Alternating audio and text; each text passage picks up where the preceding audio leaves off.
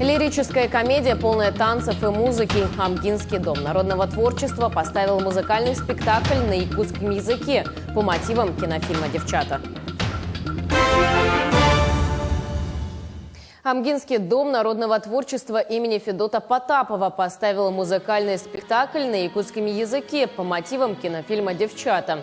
В лирической комедии, полной юмора, танцев и музыки, выступили участники художественной самодеятельности села Амга.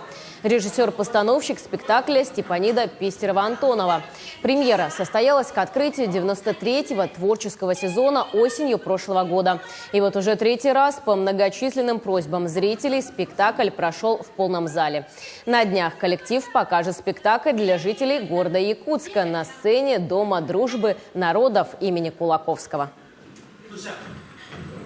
Мы получили очень много положительных отзывов. Многие зрители все-таки не смогли попасть на этот спектакль, и мы 14 января поставили его в третий раз. Также готовим для наших земляков, которые проживают в городе Якутске, наш спектакль, который состоится 21 января в Доме дружбы народов имени Кулаковского.